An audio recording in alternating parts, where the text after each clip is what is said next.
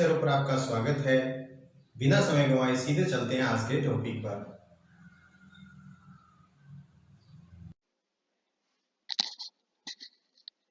आज हम class 11th के जो बेसिक कुछ कॉन्सेप्ट्स पढ़ने जा रहे हैं, जो आपको सेकंड चैप्टर जो क्लासिफिकेशन वाला चैप्टर है उसके लिए समझने में काफी महत्वपूर्ण साबित होंगे।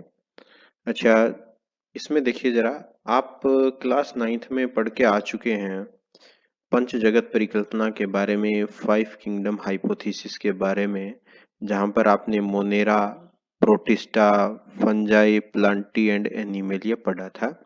इन चीजों को ढंग से समझने के लिए कुछ एक बेसिक कॉन्सेप्ट्स क्लियर करने की जरूरत होती है, जिसको हम आज पढ़ने जा रहे हैं। आपकी बुक के अंदर 11th क्लास की बुक के अंदर कुछ एक जो सबसे पहला जो इस चैप्टर का जो मेरे ख्याल से सेकंड पेज है, उस पे एक टेबल दी हुई है, उसको आप समझ नहीं पाएंगे अगर आप इन कॉन्सेप्ट्स को नहीं समझेंगे तो। और उस टेबल में पूरे चैप्टर का एक तरीके से समरी है। अगर वो टेबल आपको समझ में आ गई तो पूरे चैप्टर को समझने में आपको कहीं कोई दिक्कत नहीं है। तो सबसे पहले उसमें जो कॉन्सेप्ट है, वैसे तो 4-5 कॉन्सेप्ट हैं कि किस तरीके की सेल टाइप है, किस तरीके का सेल टाइप है, सेल की स्ट्रक्चर कैसी है, इसके बाद उनके जो हैबिटेट्स कैसे हैं, न्यूट्रिशन कैसा है उनके अंदर, ये सब चीजें आप उनके अंदर पढ़ोगे तो इन कॉन्सेप्ट को हम लेते जाएंगे। सबसे पहले हम देखने जा रहे हैं कि सेल टाइप आप जानते हैं, दो टाइप की सेल हैं, जो एक तो प्रोकैरियोटिक सेल होती है, दूसरी यूकैरियोटिक सेल होती है। प्रोकैरियोटिक सेल का जो एग्जांपल है वो बैक्टीरियल सेल है, सबसे बढ़िया एग्जांपल है ये बैक्टीरियल सेल, बैक्टीरिया, माइकोप्लाज्मा, इनमें जो है प्रोकैरियोटिक सेल होती है। ये एक तरीके से एक 3D इमेज है। बैक्टीरियल सेल को मैं ढंग से आपको बताना चाहूंगा कि बैक्टीरियल सेल एक तरीके से कैप्सूल शेप स्ट्रक्चर है, पूरा का पूरा यूं कैप्सूल जिस तरीके का होता है, बिल्कुल वैसी वैसी ही स्ट्रक्चर है, कैप्सूल शेप स्ट्रक्चर। देखिए जरा, ये पूरी की पूरी एक तरीके से कैप्सूल शेप स्ट्रक्चर आपको दिख रही है। यहाँ इसको काट के दिखाया गया है कि अंदर इसके क्या है। यहाँ देखिए, अंदर इसमें ये डीएनए, पूरा का पूरा डीएनए, कोल्ड डीएनए। यहाँ देखिए, इसका डीएनए एकदम सेंटर में पाया जाता है, लेकिन इसके चारों ओर कोई मेम्ब्रेन नहीं है, इसलिए इसको न्यूक्लियस ना कह करके हम इसको न्यूक्लियोइड कहते हैं। ठीक है। अच्छा, ये न्यूक्लियोइड जो है वो पूरा का पूरा, ये देखिए उसके अंदर जो बाकी डीएनए के अलावा जो है राइबोसोम्स दिखाई दे रहे हैं आपको, और जो इसका साइटोप्लाज्म है वो है, ये सब इसके अंदर होता है। इसके अंदर सेल ऑर्गेनेल्स नहीं होते हैं, कोई कोशिका के अंग नहीं होते हैं, यानी डीएनए है और सीधा साइटोप्लाज्म है, और साइटोप्लाज्म में राइबोसोम्स है। सारा का सारा काम लगभग साइटोप्लाज्म में ही होता है। इसको घेरे रहती है एक प्लाज्मा मेम्ब्रेन, और प्लाज्मा मेम्ब्रेन के चारों ओर है एक जो है सेल वॉल। सेल वॉल है, देखिए इसको क्लियर कर देता हूँ। सेल वॉल जो है, जिसको हम देखिए, ये वाली है सेल वॉल। सेल वॉल ज्यादातर म्यूरेमिक एसिड की बनी होती है। ठीक है। ये कुछ बेसिक कॉन्सेप्ट हो गए प्रोकैरियोटिक सेल के बारे में। अब चलते हैं हम यूकैरियोटिक सेल पर। यूकैरियोटिक सेल में सबसे पहले हम देखेंगे जो है प्लांट सेल को देखेंगे। प्लांट सेल आपने वैसे तो 9th क्लास में पढ़ी है। देखिए, इस तरीके की स्ट्रक्चर होती है प्लांट सेल की। मैं आपको एक रफ सा आइडिया बना के बता देता हूँ। देखिए, इस तरीके की ये और दूसरी सेल्स यहाँ पे जुड़ी होती है, इसीलिए मैंने यहाँ थोड़ी आउटग्रोथ में इस तरीके से ये दूसरी सेल्स जुड़ी होती हैं। यहाँ पर देखेंगे आपको दूसरी सेल जुड़ी होगी, तो ये, और इसके अंदर क्या होता है, ये जो मैंने रेड कलर से बनाया है, ये तो क्या है, मिडिल लेमिला है, और मिडिल लेमिला के अंदर क्या होती है, एक सेल वॉल होती है। हर सेल की अपनी अपनी सेल वॉल होती है, ये आप ध्यान रखें। मिडिल लेमिला एडजेसेंट सेल के लिए कॉमन होती है, ये आपके नीट में क्वेश्चन आता है, इसको जरा ध्यान रखें ये। और उसके बाद है, देखिए वापस मैं बनाने जा रहा हूँ, सेल मेम्ब्रेन बनाने जा रहा हूँ, थोड़ा पतला बनाते हैं इसको। ये देखिए, ये सेल मेम्ब्रेन है, ये देखिए ये सेल मेम्ब्रेन है, और सेल मेम्ब्रेन के अंदर क्या है, ये न्यूक्लियस, और न्यूक्लियस के चारों ओर जो कुछ बताया हुआ, इसी सेल को मैंने थोड़ा सा डिटेल में यहाँ पर बताया है क्या है ये। एक बार फिर से देखें, ये क्या है, मिडिल लेमिला, ये क्या है, सेल वॉल, और ये क्या है, सेल मेम्ब्रेन। इस सेल के लिए भी क्या होगा, जो दूसरी सेल देख रहे हैं उसके लिए भी यहाँ ये सेल वाल होगी, इनके लिए भी सेल वाल है। देखिए अलग से मैंने सेल वाल सब में बनाई है, ये सेल वाल है और सेल वाल के बाद ये क्या है, सेल मेम्ब्रेन सभी सेल्स के अंदर। तो ये एडजेसेंट सेल के अंदर भी सेल मेम्ब्रेन होती है इस तरीके से। तो ये प्लांट सेल की स्ट्रक्चर है। अब देखते हैं सेल के बारे में थोड़ा डिटेल में। इसमें देखिए सबसे बड़ी बात है कि इसमें वैक्यूल काफी बड़ी होती है, ये वाली जो है ये वैक्यूल बड़ी होती है। उसके बाद आप अंदर की इसकी जो स्ट्रक्चर देखेंगे, ये देखिए न्यूक्लियस दिख रहा है, ये न्यूक्लियस दिख रहा है, बड़ी संरचना है ये वाला, ये न्यूक्लियस है। न्यूक्लियस के अंदर न्यूक्लियोलस है, न्यूक्लियोलस के बाद जो है वो पूरी पूरी सेल मेम्ब्रेन इसको घेरे हुए है। और न्यूक्लियस के बाहर जो है ये आपको एंडोप्लाज्मिक रेटिकुलम या अंतःप्रद्रवी जालिका दिखाई दे रही है। इसके बाद माइटोकॉन्ड्रिया है जो कि रेस्पिरेशन से संबंधित काम करता है। पेरोक्सिसोम है जिसमें कुछ विशेष एंजाइम्स होते हैं जो ऑक्सीडेशन का काम करता है। इसके बाद क्लोरोप्लास्ट, प्लांट सेल का एक इंपॉर्टेंट कैरेक्टर है क्लोरोप्लास्ट। ये साइटोप्लाज्म, साइटोप्लाज्म के अंदर जो राइबोसोम वगैरह पाए जाते हैं, कुछ एक ग्रेन्यूल्स और भी पाए जा सकते हैं। तो ये सब साइटोप्लाज्म। ये गोल्गी अपरेटस है, गोल्जी का है जिसको बोलते हैं, इसको डिक्टियोसोम भी कहते हैं। ये अमाइलोप्लास्ट है, अमाइलोप्लास्ट यानी कुछ स्टार्च ग्रेन्स इसके अंदर पाए जाते हैं, उनको अमाइलोप्लास्ट कहते हैं। ये राइबोसोम्स बताए हुए हैं जो कि फ्री हैं। कुछ एक राइबोसोम्स जो है वो एंडोप्लाज्मिक रेटिकुलम पर भी होते हैं, लेकिन कुछ एक फ्री भी पाए जाते हैं। ये सेल मेम्ब्रेन और सेल मेम्ब्रेन के बाद सेल वॉल। सेल मेम्ब्रेन का आपको क्लियर नहीं दिख रहा है, मैं आपको क्लियर कर देता हूँ। ये जो सबसे अंदर वाला जो पोर्शन है जो मैं रेड कलर से बनाने जा रहा हूँ, ये क्या है, ये सेल मेम्ब्रेन है। ये वाला है, ये सेल मेम्ब्रेन है, ठीक है। और सेल मेम्ब्रेन के बाद इन्होंने सेल वॉल बताई हुई है। ये जो, इसको मैं दूसरे कलर से बना देता हूँ, चलिए ऑरेंज कलर से बना देते हैं। ये देखिए ये सेल मेम्ब्रेन है, सेल मेम्ब्रेन के बाद ये सेल वॉल है, तो ध्यान दीजिए ये सेल वॉल है। वैसे इसको बेसिकली मैं समझा चुका हूँ इस डायग्राम के अंदर सारा का सारा। ये प्लांट सेल की स्ट्रक्चर है। तो आप एक बात ध्यान दें, इसके अंदर सेल वॉल प्रेजेंट है और क्लोरोप्लास्ट प्रेजेंट है, लेकिन सेंट्रियोल्स नहीं है। ये कुछ एक अंतर भी हैं जो आपको एनिमल सेल और प्लांट सेल के बीच में करने होंगे। चलिए अब एनिमल सेल देखते हैं। ये एनिमल सेल जो अगर आप अपनी बुक में ही देखोगे, प्लांट सेल एनिमल सेल दोनों ही बनाई हुई है आपकी बुक के अंदर, तो इसको अगर आप देखोगे तो इस तरीके की स्ट्रक्चर आपको दिखाई देगी। थोड़ा सा आपकी बुक के अंदर इसको 3D बनाया गया है। इसके अंदर देखिए जरा, ये वही चीजें दिखाई दे रही हैं आपको जो लगभग, ये देखिए वैक्यूल है, साइटोप्लाज्म है, ये गोल्गी अपरेटस है, इसको थोड़ा सा डिटेल में बता दिया है। ये न्यूक्लियस, न्यूक्लियस में न्यूक्लियोलस, न्यूक्लियोलस, और इसमें ये क्रोमेटिन, ये न्यूक्लियोलस है यानी केंद्रिका जिसको बोलते हैं।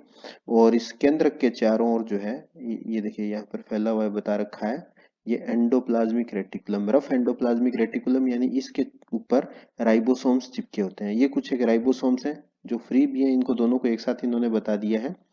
ये कुछ इंटरमीडिएट फिलामेंट है, ये कुछ जो है ट्यूबुलिन प्रोटीन के बने हुए फिलामेंट्स होते हैं, ये प्लांट सेल में भी हो सकते हैं।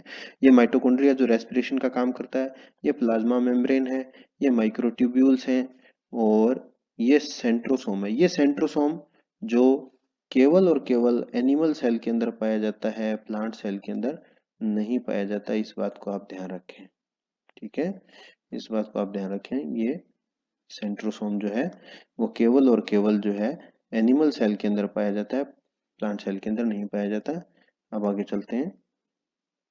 ये लाइसोसोम है, लाइसोसोम प्लांट सेल में भी होते हैं। ये स्मूथ एंडोप्लाज्मिक रेटिकुलम, यानी इनके ऊपर राइबोसोम्स नहीं होते हैं। ये कुछ सिक्रेटरी वेजाइकल्स, यानी सेल से बाहर कुछ भी छोड़ना हो तो ये वेजाइकल के रूप में आते हैं, इसलिए इसको सिक्रेटरी वेजाइकल बोल दिया। ये पेरोक्सिसोम है जो कि प्लांट सेल एनिमल सेल दोनों में पाया जाता है। तो ये एनिमल सेल की स्ट्रक्चर हो गई। आपकी बुक के अंदर जो बनाया हुआ है एनिमल सेल, उसके अंदर कुछ एक इस तरीके की स्ट्रक्चर भी बनाई हुई है जिसको हम क्या कहते हैं, विलाई कहते हैं। ये इसमें नहीं बना हुआ है, इसको क्या कहते हैं, विलाई कहते हैं। ये एक दूसरे से थोड़े से ये जुड़े हुए, इनको जोड़े रखने के लिए, यानी दूसरी सेल यहाँ होगी, इसके विलाई देखिए इस तरीके से यहाँ होंगे, तो दूसरी सेल के विलाई इस तरीके से इसके साथ जोड़े रखने के लिए काम आते हैं। ये एक तरीके के सेल के जंक्शंस होते हैं। चलिए आगे चलते हैं। Cell wall composition. क्लासिफिकेशन के अंदर सेल वॉल किसकी बनी है, ये बड़ा महत्वपूर्ण पार्ट है, इंपॉर्टेंट पार्ट है। सेलुलोज की जो सेल वॉल है वो किसके अंदर बनी होती है, प्लांट्स के अंदर बनी होती है, ठीक है। काइटिन की जो सेल वॉल है वो किसके अंदर बनी होती है, फंजाई के अंदर बनी होती है। और म्यूरामिक एसिड किसका जो पार्ट होता है, ये बैक्टीरियल सेल वॉल का होता है, ठीक है। केवल इतनी ही चीजें हैं जो पंच जगत परिकल्पना है, जो फाइव किंगडम हाइपोथेसिस है, जिसके अंदर प्लांट सेल्स और ये फंजाई के अंदर या बैक्टीरिया के अंदर, इतनों के अंदर जो है ये पाए जाते हैं, सेल वॉल पाई जाती है। इनकी कंपोजिशन सबकी अलग अलग है, एक बार फिर से देख लीजिए। सेलुलोज की सेल वॉल प्लांट्स के अंदर, काइटिन की सेल वॉल फंजाई के अंदर, म्यूरामिक एसिड की सेल वॉल बैक्टीरिया के अंदर। ये आपका प्री मेडिकल टेस्ट यानी नीट का क्वेश्चन भी बनता है, आप ध्यान रखें इसका। चलिए अब आगे देखते हैं बॉडी ऑर्गेनाइजेशन। बॉडी किस तरीके से ऑर्गेनाइज होती है, ये थोड़ा सा और इम्पोर्टेंट है टॉपिक। अगर आप गौर करें कि एक सेल किसकी बनी होती है, सेल सेल ऑर्गेनेल्स की बनी होती है। तो ये सेल ऑर्गेनेल्स की बनी होती है। सेल ऑर्गेनेल्स के बाद सेल बनती है, और सेल के बाद टिश्यू, टिश्यू के बाद ऑर्गन, ऑर्गन के बाद ऑर्गन सिस्टम। इस तरीके की चीजें पाई जाती हैं। तो ये बॉडी किस तरह से ऑर्गेनाइज्ड है, वो सेल के रूप में है या टिश्यू के रूप में है या ऑर्गन सिस्टम उसमें पाया जाता है, ये किस तरीके का है, ये उसका बॉडी ऑर्गेनाइजेशन रहता है। अगर ह्यूमन सिस्टम की बात करें तो उसके अंदर जो है वो एनिमल बॉडी जो है वो पूरी ऑर्गन सिस्टम के रूप में पाई जाती है। अगर आप दूसरे कुछ छोटे ऑर्गेनिजम्स की बात करें तो उसमें अलग प्रकार का ऑर्गेनाइजेशन आपको देखने को मिलेगा। एक तरीके से ये ऑर्गेनाइजेशन के विकास को दिखाने वाला एरो है जो आपको इसके बारे में बता रहा है। ये भी एक इम्पोर्टेंट कैरेक्टरिस्टिक है। इसके बाद देखते हैं न्यूट्रिशन। न्यूट्रिशन के बारे में वैसे आप 10th क्लास के अंदर पढ़ के आ चुके हैं। न्यूट्रिशन किस तरीके का है उसके बेसिस पे भी क्लासिफिकेशन काफी इंपॉर्टेंस रखता है। देखिए न्यूट्रिशन जो है, कोई भी ऑर्गेनिज्म अपना भोजन कैसे लेता है उसके तरीके के बेसिस पे दो प्रकार का हो सकता है। एक तो ऑटोट्रोफिक यानी वो अपना भोजन खुद बनाता है, और दूसरा हेटेरोट्रोफिक। ऑटोट्रोफिक में आपको पता है, आप पहले देख चुके हैं प्लांट्स के अंदर फोटोसिंथेसिस, जिसको आप प्रकाश संश्लेषण कहते हैं, ऐसा प्लांट्स के अंदर होता है। दूसरा कीमोसिंथेटिक होता है, ये कुछ बैक्टीरिया के अंदर होता है, ये भी आप हायर क्लासेस के अंदर पढ़ोगे। अच्छा, जो हेट्रोट्रोफिक या विषम पोषी है उसके अंदर होलोजोइक, जिसमें हम ह्यूमन बींग्स आते हैं जो निगलते हैं अपने भोजन को, वो होलोजोइक है। सैप्रोफाइटिक जो मृत पदार्थों पर, जो डेड मटेरियल पर रहते हैं जैसे फंजाई है, उसका एग्जाम्पल है। पैरासिटिक जो जीवित दूसरे जीवों पर आश्रित रहते हैं, उस पर बेस्ड रहते हैं, वो सारे के सारे पैरासिटिक हैं। देखिए एक बार फिर से मैं आपको इसके एग्जांपल्स बता दूं। फोटोसिंथेटिक जो है वो तो क्या है, प्लांट्स हैं। कीमोसिंथेटिक कुछ बैक्टीरिया होते हैं, ठीक है। होलोजोइक ह्यूमन बीइंग है। सैप्रोफिटिक ज्यादातर फंजाई है। और जो पैरासिटिक है ये बैक्टीरिया है, या आपके कसकूटा जो अमरबेल होती है, कसकूटा, वो, और बहुत सारे एग्जाम्पल मिल जाएंगे जो पैथोजेनिक बैक्टीरिया, वो सारे इसके एग्जाम्पल हैं। इसके बाद हम देखते हैं हैबिटेट, यानी जो ऑर्गेनिज्म जिसका हम क्लासिफिकेशन पढ़ रहे हैं या जो ग्रुप है, उस ग्रुप के ऑर्गेनिजम्स कहाँ रहते हैं। अगर आप हैबिटेट की बात करें, प्लांट हैबिटेट को देखें तो मोटे तौर पे दो तीन टाइप का होता है। एक तो होता है जीरोफाइटिक। जीरोफाइटिक का मतलब है जो मरुस्थल रेगिस्तान में रहता है, डेजर्ट एरिया के अंदर रहते हैं, ऐसे प्लांट जैसे कैक्टस वगैरह है। दूसरा है हाइड्रोफाइटिक। हाइड्रोफाइटिक, हाइड्रोफाइटिक का मतलब है जो एक्वेटिक है, जो जल में रहते हैं, ठीक है। एक्वेटिक, इसके अंदर हाइड्रिला वगैरह ऐसे पौधे इसके अंदर आते हैं।